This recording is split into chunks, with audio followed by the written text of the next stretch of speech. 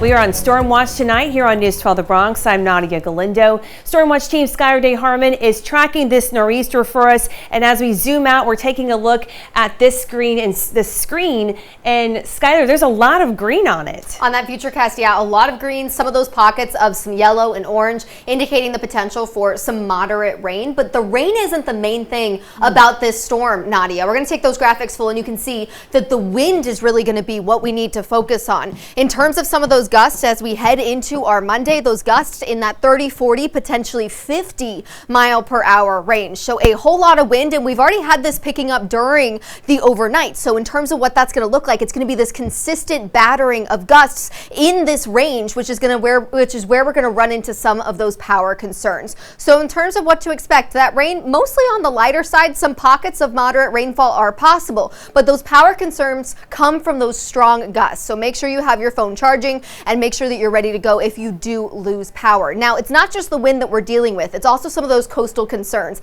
especially with coastal flooding. And the worst of that going to happen during our high tide times. We're already going to have a little bit higher tide than usual. Then add on top of it all of this wind just pushing some of that onto our land. That's where we run into some of that trouble. Now, in terms of that radar, mostly lighter rain moving through over the past few hours, anywhere from Wakefield through Allerton down through Morrisania, seeing some of those raindrops. But again, the main deal with this continues to be some of that wind. In terms of rain, not massive amounts so far. We've mainly had under a half an inch of rain, but this is going to continue, and it continues to impact the potential for some of those coastal concerns. Those waves now between 7, 8, 9 feet along the sound. So that's much higher than what we're used to dealing with. And then add that peak high tide time. That's when we're going to run into some of those issues with some of our coastal communities like Co-op City, City Island, Throgs Neck, anyone along some of that water. So be extra mindful as you're progressing throughout the next day or so, and we'll talk more about that 10-day forecast and time out the rest of this nor'easter in just a few minutes. Nadia? All right, SKYLER, thank you. Well, this nor'easter is especially concerning for neighborhoods along the water. News 12's Jonathan CALIXTO brings us the latest from Country Club. Today started the storm leading to mixed emotions, as John, a City Island business owner, says it's part of owning a restaurant close to the coast. It's the price of being in paradise. Okay, in City Island's paradise. Customers like Renee making sure to get some food before the weather got worse.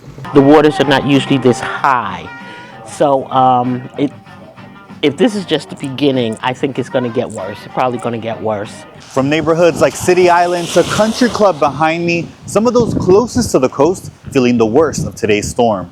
Ray Acosta, a neighbor, alerting Con Edison after the power went off at Country Club Road. Yeah, I was laying down watching a football game, and next thing you know, sparks, fire, they just went pop, and everything went out. Ray has lived in the neighborhood for 26 years. He says the power outage could lead to worse outcomes as the storm continues. This area is it's flooding.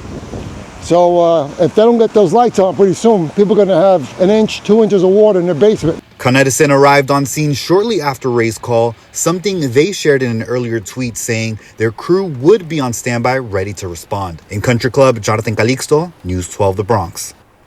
All right, Jonathan, thank you. Well, the storm prompting the governor to declare a state of emergency for our borough tonight. An extra 900 Con Edison and Orange and Rockland utility workers are on hand in the region.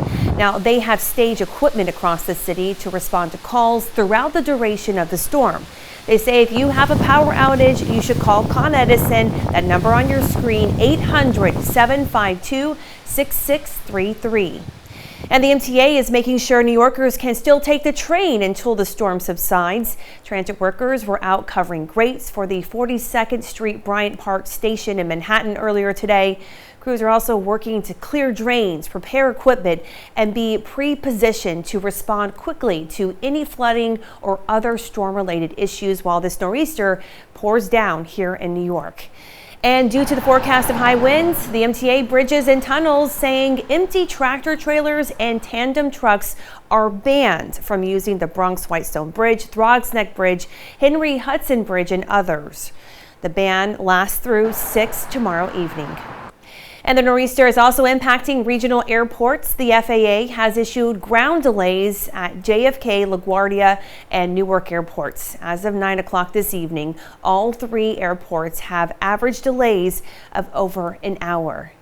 And the nor'easter impacting the entire tri-state. Let's get a look at conditions on Long Island with News 12's Kevin VESEY, who is in Nassau County.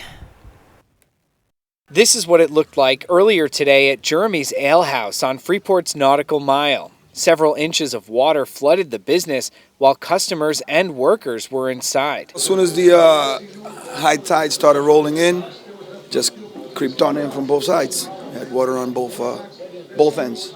Nassau is on high alert, especially in coastal communities, with the county executive declaring a state of emergency. Oyster Bay Town Supervisor Joseph Saladino says rescue crews are available if they're needed.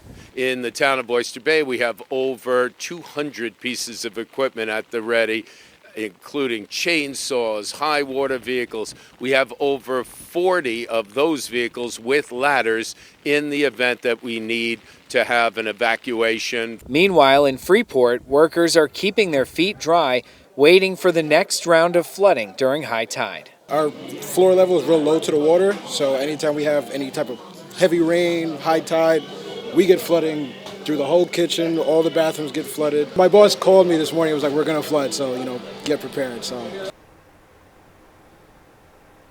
That was News 12's Kevin VESEY. Don't forget to download the News 12 app for free to stay up to speed on conditions across the Bronx. We're tracking it all for you and sending alerts as we get them. You can also get the latest hyperlocal headlines while on the go. And police are looking for two men who stole goods worth of thousands from the Home Depot at the Bronx Terminal Market in Mott Haven. Now, this happened on the morning of August 9th. Investigators say the two men stole a jackhammer worth $3,100 and then ran off. Thankfully, we're told no one was hurt. And police are searching for a person they say fired multiple shots at a group of people in Highbridge. We're told it happened shortly after 10 Saturday night, back on September 17th, in front of 985 Summit Avenue. Please tell us the person on your screen fired multiple shots and ran off, and no one was hurt. If you have information, call police.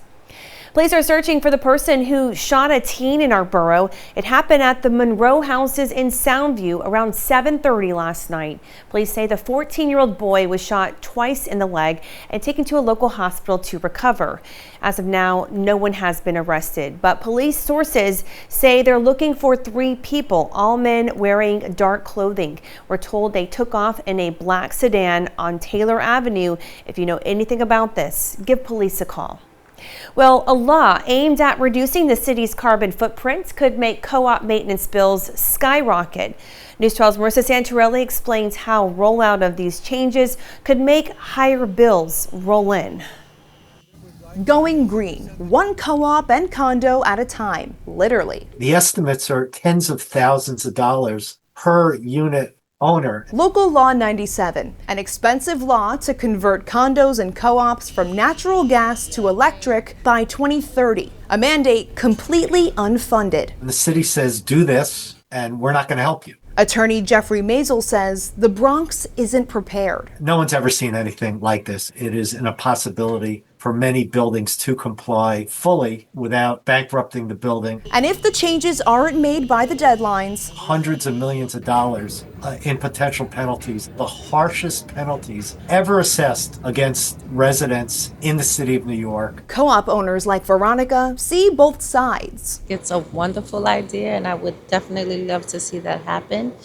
But it would be great if it's done where all the funds are not going to be impacted on the owners. But Anna says it's too much. They've been raising their rent almost every year. I think it's better stay the way it is. The upcoming mayor's race is crucial. Whoever wins will determine the future of Local Law 97. Zoran Mamdani says he's all for the plan, but Curtis Sliwa tells us on day one, he'll pause it altogether. We spoke with former Governor Andrew Cuomo. Here's what he had to say. I support Local Law 97. We're going to have to work with businesses to make sure that it can be implemented in a way that is not overly intrusive or harmful. Maisel says lawmakers need to revisit the plan and provide buildings with more reasonable guidance. In Co-op City, Marissa Santorelli, News 12, The Bronx.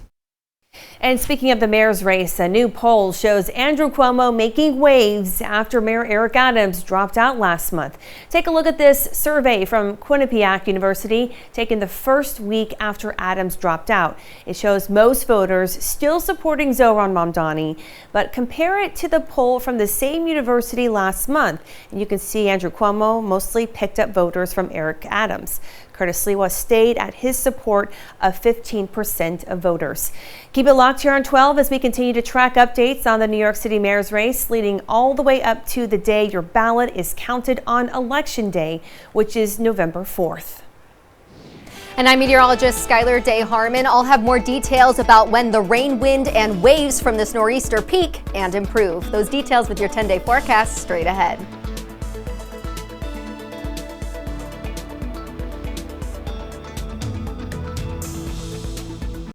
You're watching News 12 The Bronx. Local news, local weather, local traffic, local matters.